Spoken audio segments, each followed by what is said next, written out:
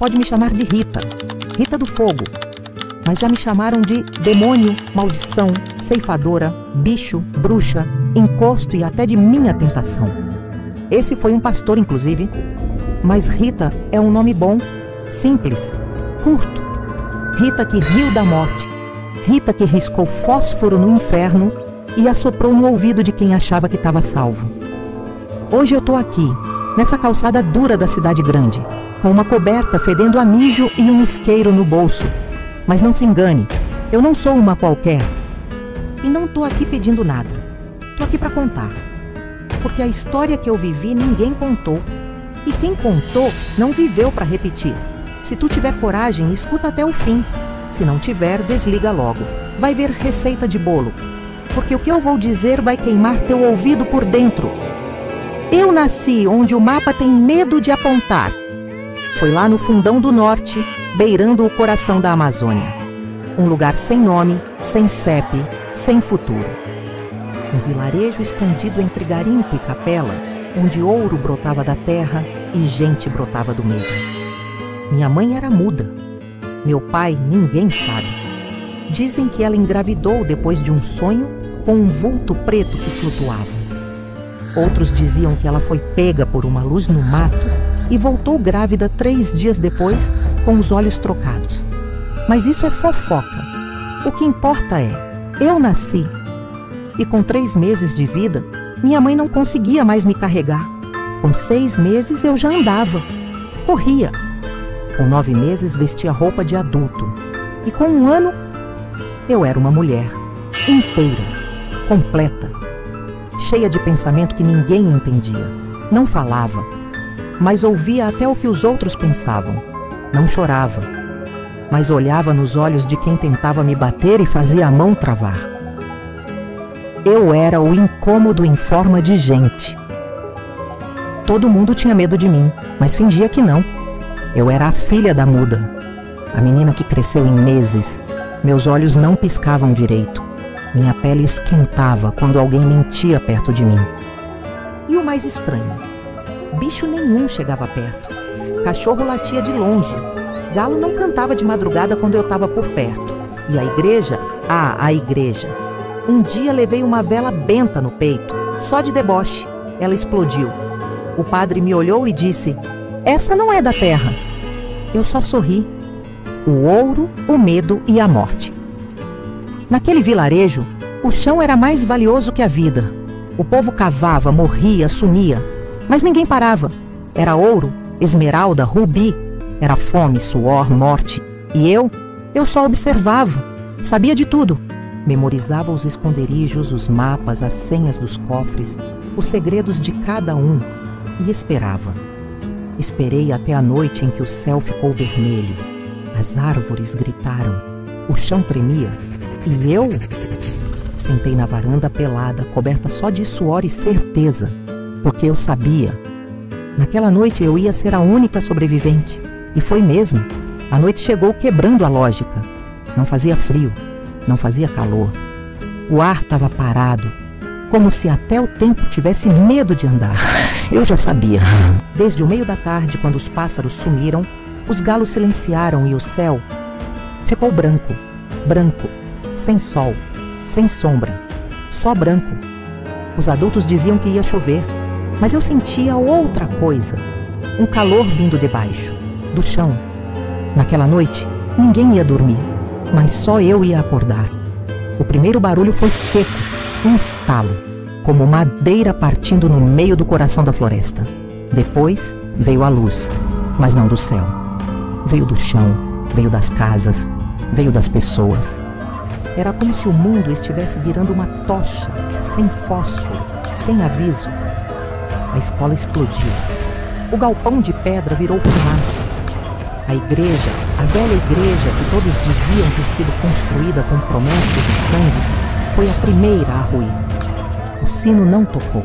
Ele derreteu. Enquanto o povo gritava, eu caminhava, descalça, no meio do fogo. A lenha estalava. Os gritos batiam nas árvores e eu andava como se o chão estivesse me beijando os pés. Vi minha casa queimar. Vi minha mãe, muda até o fim, olhar para mim com uma lágrima que virou vapor no rosto. E então, ela se dissolveu. Eu não corri, eu não chorei, eu não me queimei. O fogo não me levou, o fogo me reconheceu. Foi o que eu disse pro policial dias depois, quando ele perguntou como eu sobrevivi. Você acha que o fogo foi por acaso? Não, meu bem. Foi plano. Meu plano. Eu só precisava de uma noite para apagar o rastro e de uma vila inteira para financiar minha caminhada. Cada casa tinha ouro.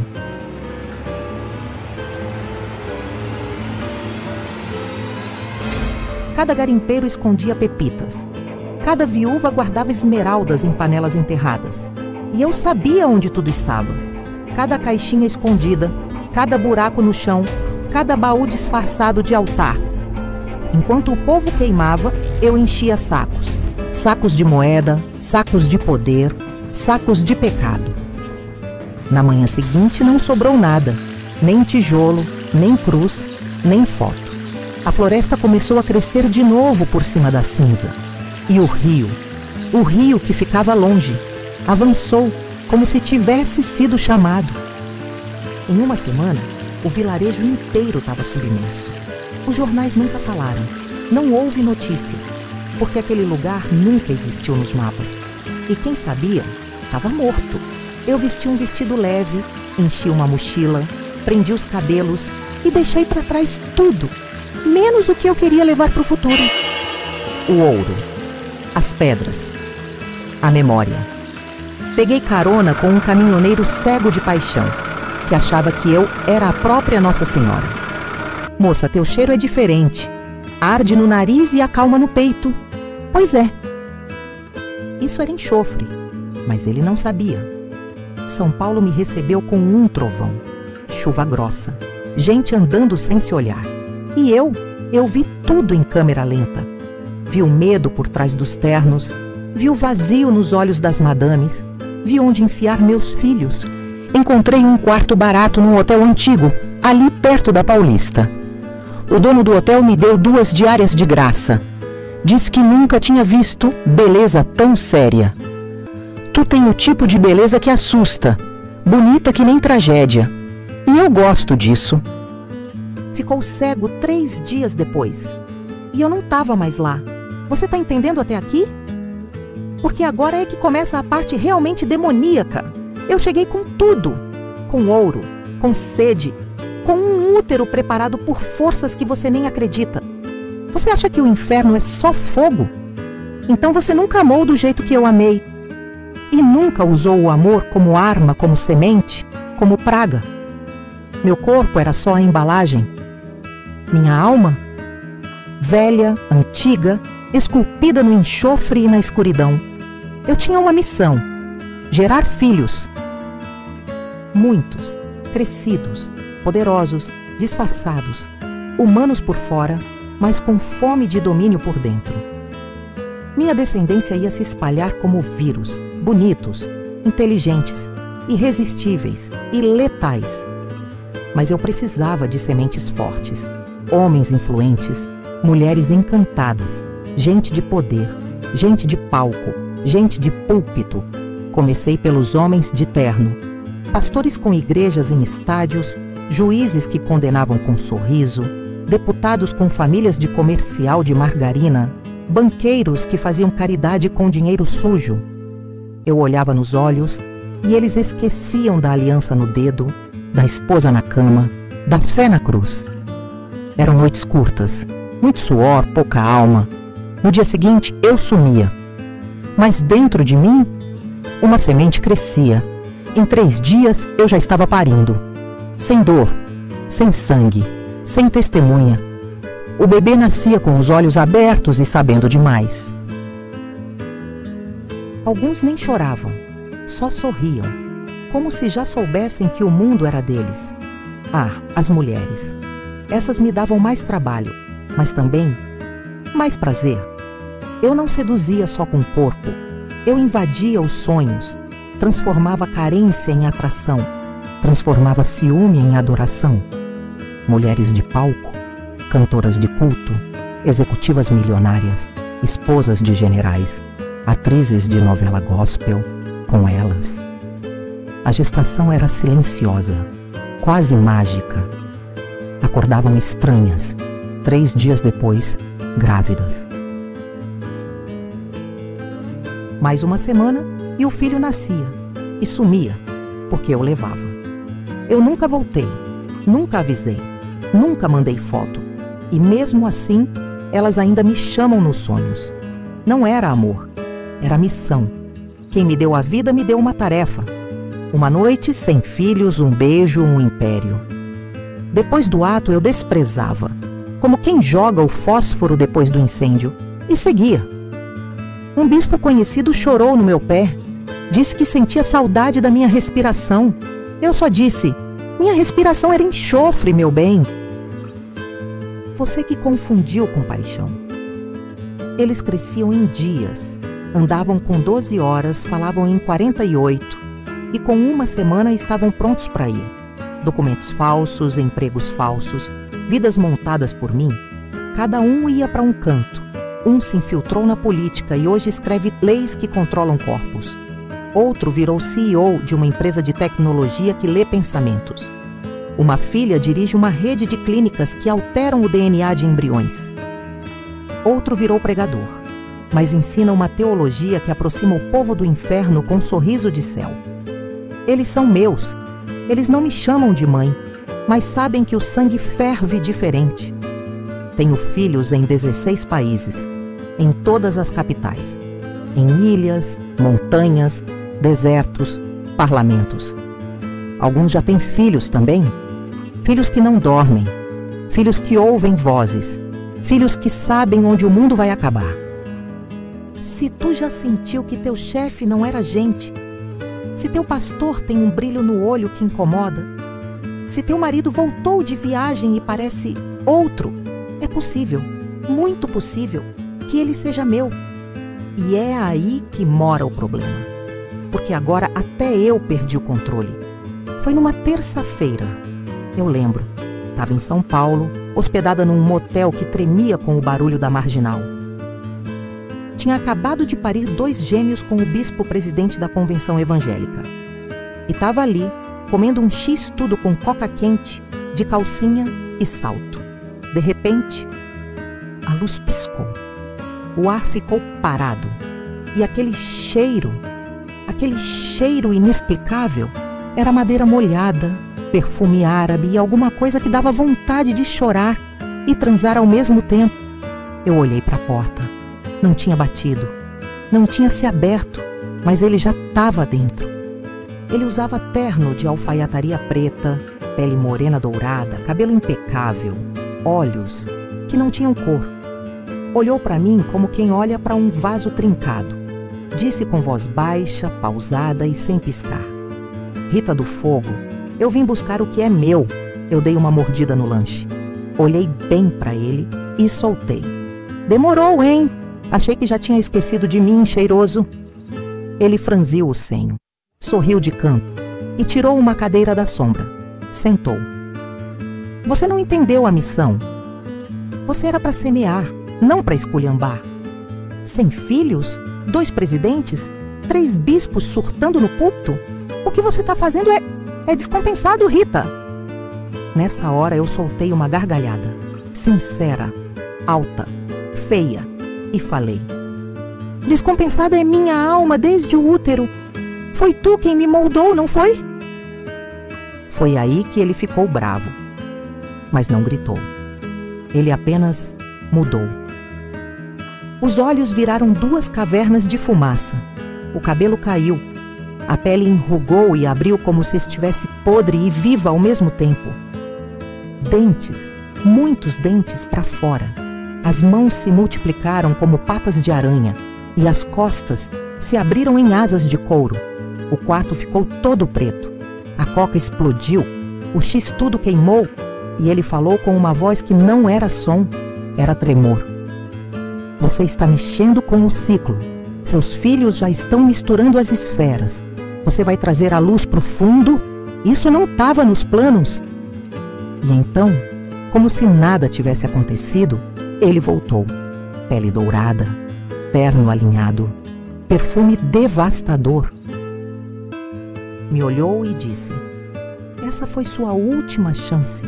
Se cruzar o próximo limite, nem eu vou poder te salvar daquilo que vem depois de mim. Se levantou, desapareceu sem som, sem porta, sumiu. Sabe o que eu fiz? Arrotei, levantei da cama, coloquei meu vestido vermelho e fui para a rua. Eu ainda tinha histórias para viver, ainda tinha vidas para confundir, corpos para usar, filhos para criar, e desde esse dia o diabo nunca mais apareceu, porque até ele teve medo de mim. Eu achava que era a única. Mas depois de tudo que aprontei em São Paulo, comecei a notar sinais. Gente me olhando por tempo demais, recados estranhos embaixo da porta, um homem no metrô que sorriu com dentes pontudos.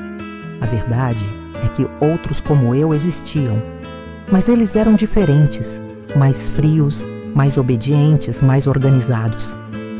Eles não falavam comigo, mas falavam entre si, com o olhar. Era como se tivessem me catalogado, sabe? Tipo, achamos a peça fora do padrão, eliminar. Um deles me seguia até a feira. Outro sentava atrás de mim nos cultos só para ouvir minha respiração. Teve um que apareceu no elevador do prédio dizendo que era encanador, mas tinha as pupilas verticais e uma pulseira com símbolos que nem em sonho eu entendi. Eles não eram humanos, e nem demônio como eu.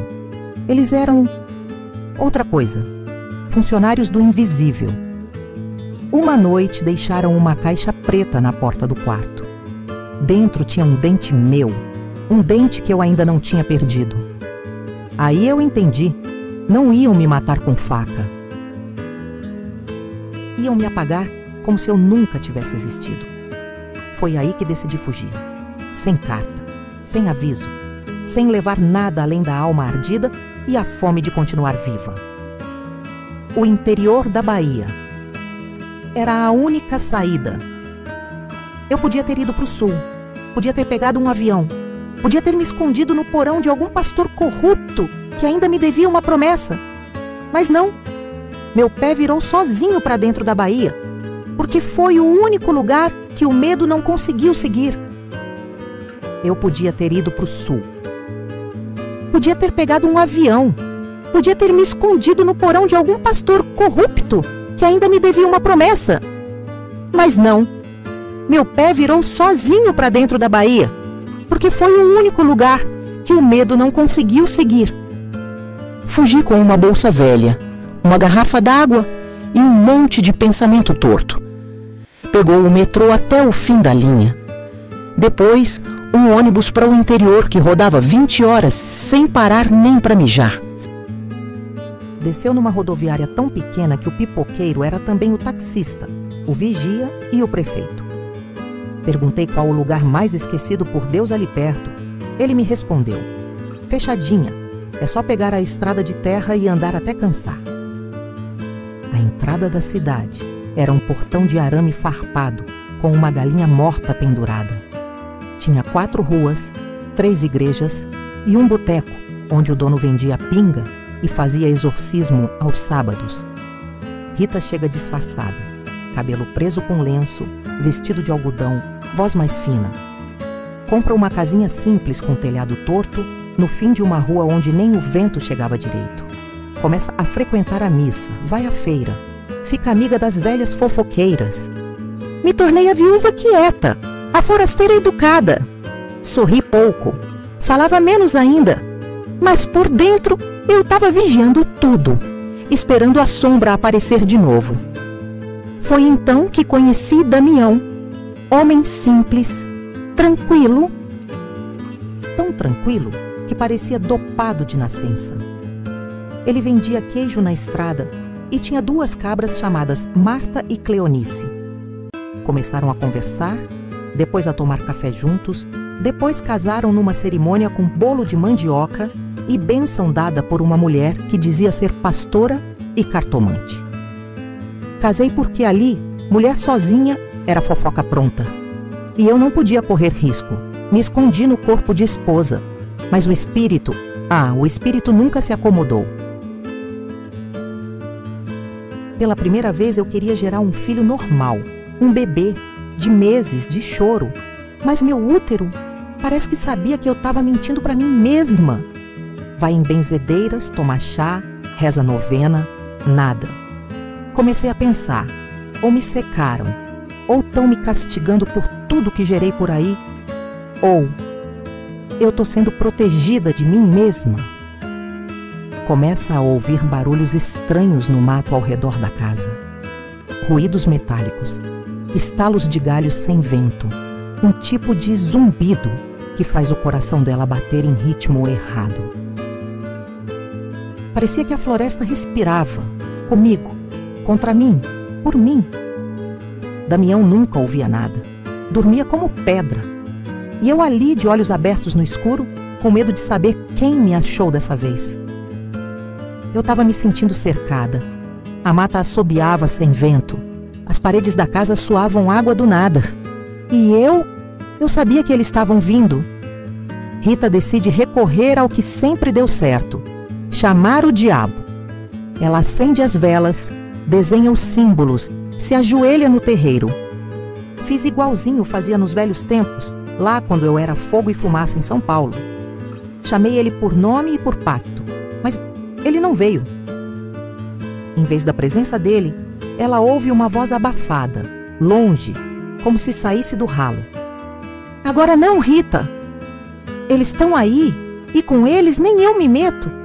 Aí eu gelei, porque se até ele estava se escondendo, então era porque vinha coisa de outro mundo, coisa antes da Bíblia, antes do grito.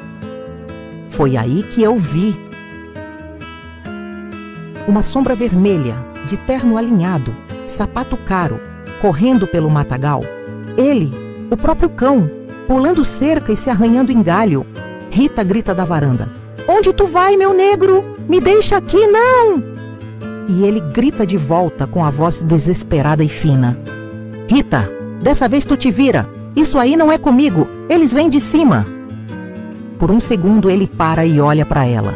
E aí Rita vê. Os olhos mudam, o rosto abre, a pele escurece, os dentes ficam milimetricamente afiados. O riso vira grito. E volta ao normal. Foi só um segundo, mas deu para ver que até o inferno tem medo do que vem de fora do universo. Quando o silêncio volta, o único vestígio do diabo é o cheiro. Aquele perfume inconfundível de canela queimada, couro novo e vela de 7 dias. Ele fugiu, me largou e deixou só a lembrança do perfume e da certeza que eu era pequena demais até pro inferno. Rita chora, mas com um sorriso no canto da boca. Fiquei ali sentada, no chão de terra batida, pensando: se o meu protetor me largou, então quem me quer agora é dono de tudo isso aqui, do céu, da terra e das coisas que a gente nem nomeou ainda. Era quase 3 da manhã, tudo parado, nenhum grilo, nenhum vento, só o barulho do meu medo. Pensei que ia ser mais uma noite de insônia, mas de repente o céu ficou azul, azul de dentro para fora, como se o chão estivesse piscando. A mata acende em luz fria, azulada. Tudo fica mudo. A casa treme, mas não faz barulho. O tempo parece parar. Não era um trovão, não era um raio, não era nada que eu já tivesse visto. Era como se o próprio tempo tivesse feito xixi na calça e congelado. Ela ouve pisadas pesadas, mas sem barulho de graveto quebrando. Os bichos do mato estão sumidos. Nem o galo canta, nem o cachorro late. Eles estavam vindo, eu não via, mas meu osso sabia. 3 figuras altas surgem na borda da mata. Silhuetas humanoides magras com pele verde opaca, olhos grandes e rasgados. Mas o detalhe mais perturbador eram os olhos, amarelos, rasgados, com a pupila igualzinha de cobra. Eu já vi muita coisa na vida. Gente possuída, padre endemoniado, mãe matando filho e botando a culpa em santo. Mas aquilo ali não era da terra. Eles não falavam. Mas ela ouve dentro da mente como se a voz estivesse nascendo atrás do globo ocular. Você é produto defeituoso, mas ainda é nossa. Sem entender como, ela flutua. Não sente o corpo? Sai da rede, atravessa a parede, passa por cima do quintal, chega à clareira. Eu não lutei porque nem dava. Eles mandavam no meu sangue. No meio da mata, uma nave. Não era redonda nem triangular. Era como se o espaço tivesse aberto uma ferida e aquilo tivesse saído de lá. Não parecia feita, parecia nascida. Aquela nave era bicho e respirava junto comigo. Um dos reptilianos se aproxima, encosta 2 dedos no meio da testa dela. Uma enxurrada de imagens entra. Planetas, fugas, experimentos. Ela foi uma tentativa, um erro, um híbrido. Você foi enviada para experimentar, cresceu rápido demais, reproduziu fora do plano, corrompeu o DNA, mas agora já está em muitos. Rita treme. Então era isso? Eu sou o quê? Uma plantação de demônio feita por alienígena? Eles mostram imagens. Filhos dela em lugares diferentes, já adultos, poderosos, influentes. Alguns com aparência humana, outros com sorrisos que não terminam direito. Eles estão em governos, em igrejas, em bancos. Estão crescendo. E você já cumpriu seu papel. Quando eu entendi que ia morrer ali mesmo, ou virar larva intergaláctica, eu lembrei quem eu era. Eu sou Rita, filha do fogo, neta da peste, criada no calor de 37 graus com farinha no queixo e galo no telhado. E se nem o diabo me levou, ET nenhum vai me usar como chocadeira cósmica. Ela grita dentro da mente e quebra o contato. A luz apaga, ela desmaia. A mata tá calma, a rede balança sozinha, não tem sinal de nave, nem de pegada, nem de som. Mas eu sei, porque eles deixaram um presente na minha testa, uma cicatriz que brilha quando o céu tá limpo. Se você tá ouvindo essa história, é porque ainda resta um pouco de tempo aí na Terra. Rita diz que depois daquela madrugada, ela não era mais vista por ninguém. Damião acordou e a casa estava vazia. As galinhas presas, a porta trancada por dentro, a xícara de café ainda quente. Não deixei bilhete, não deixei cheiro, mas deixei uma risada presa no canto da parede. Porque quando a gente some, é só o que sobra. Eu tô num lugar que nem o nome tem. Um lugar onde o tempo não tem número e o corpo não tem forma.